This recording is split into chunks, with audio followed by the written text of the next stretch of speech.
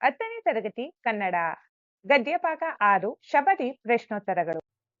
ವಾಕ್ಯ 4 ರೂಪಿನಂತೆ ಮಾತು ಕೂಡ ಎನ್ನುತ್ತುದಾರವಾಗಿದೆ.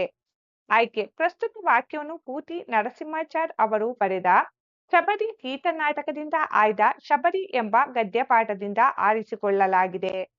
ಸಂದರ್ಭ ರಾಮನು ಶಬರಿಯ ಅತಿಥಿ ಸತ್ಕಾರದ ಪರಿಯನ್ನು ಕುರಿತು ನಿನ್ನ ಆತಿಥ್ಯದ ಸವಿಯು ಅಯೋಧ್ಯೆಯ ಅರಮನೆಯ ಆತಿಥ್ಯಕ್ಕಿಂತ ಮಿಗಿಲಾದುದು. ಇಷ್ಟು ಪ್ರೀತಿಯನ್ನು ತೋರುವ ನಿನ್ನನ್ನು ತಾಯಿ ಎಂದು ತಿಳಿಯುವೆವು ಎಂದು ಹೇಳಿದ ಸಂದರ್ಭದಲ್ಲಿ ಶಬರಿಯು ಈ ಮಾತನ್ನು ರಾಮ ಲಕ್ಷ್ಮಣರಿಗೆ ಹೇಳುತ್ತಾಳೆ. ಸ್ವಾರಸ್ಯ ರಾಮನು ನೋಡಲಷ್ಟೇ ಸುಂದರನಾಗಿರಲಿಲ್ಲ. ಅವನ ನಡೆ ನುಡಿ ವರ್ತನೆಯಿಂದಲೂ ಉದಾರ ಭಾವ ಹೊಂದಿರುವ ಶ್ರೇಷ್ಠ ವ್ಯಕ್ತಿ ಎಂದಿರುವುದು. ರೂಪವು ನುಡಿಯಿಂದಲೂ ಸುಂದರವಾಗುತ್ತದೆ ಎಂದು ತಿಳಿಸಿರುವುದು ಇಲ್ಲಿ ಸ್ವಾರಸ್ಯಪೂರ್ಣವಾಗಿ ವ್ಯಕ್ತಗೊಂಡಿದೆ. ವಾಕ್ಯ 5 ಬೆಳಕಿಗೊಳಿದವರ್ ಉರಿಯುವ ಭಕ್ತಿಯ ಕರುಕ ಕಾಣರು. ಆಯ್ಕೆ ಪ್ರಸ್ತುತ ವಾಕ್ಯವನ್ನು ಪೂತಿ ನರಸಿಂಹಾಚಾರ್ ಅವರು ಬರೆದ ಶಬರಿ ಗೀತನಾಟಕದಿಂದ ಆಯ್ದ ಶಬರಿ ಎಂಬ ಗದ್ಯಪಾಠದಿಂದ ಆರಿಸಿಕೊಳ್ಳಲಾಗಿದೆ.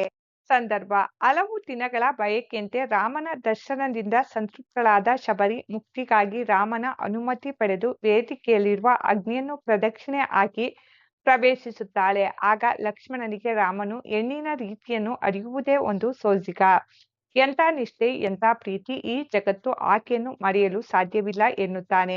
ಆಗ ಲಕ್ಷ್ಮಣ ಯಾರು ಏನು ಎದೆನ್ನದೆ ಮಗುವಿನಂತೆ ಒಲಿದಳು, ನಮ್ಮನ್ನು ನೋಡುತ್ತಲೇ ನಲಿದಳು, ತನ್ನನ್ನೇ ತಾನು ಮರೆತಳು ಎಂದು ಹೇಳುತ್ತಾನೆ.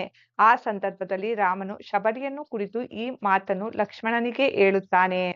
ಸ್ವಾರಸ್ಯ ಬೆಳಕಿಗೆ ಒಲಿದವರು ಉರಿಯುವ ಭಕ್ತಿಯ ಕಪ್ಪನ್ನು ನೋಡುವುದಿಲ್ಲ ಎಂಬ ಮಾತಿನಲ್ಲಿ ಶಬರಿಯ ರಾಮಭಕ್ತಿಯ ಶ್ರೇಷ್ಠತೆ, ಆತನ ದರ್ಶನದ ಬಯಕೆ, ಮುಕ್ತಿಯ ಗುರಿಯನ್ನು ಮಾತ ಬಯಸಿದ್ದರಿಂದ ಅವಳಿಗೆ ಬೇರ್ಯಾವುದರ ವಿಚಾರವೂ ಮುಖ್ಯವಾಗಿರಲಿಲ್ಲ ಎಂಬುದು ಈ ಮಾತಿನಲ್ಲಿ ಬಹು ಸ್ವಾರಸ್ಯಪೂರ್ಣವಾಗಿ ವ್ಯಕ್ತವಾಗಿದೆ.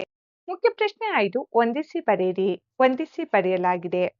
1 ಮತಂಗ ಆಶ್ರಮ, 2 ಪೂತಿನ ಮೇಲುಕೋಟೆ, 3 ದಶರಥ ರಾಮ, 4 ಚಿತ್ರಕೂಟ ಅರಣ್ಯ, 5 ಭೂಮಿ ಜಾತೆ ಸೀತೆ.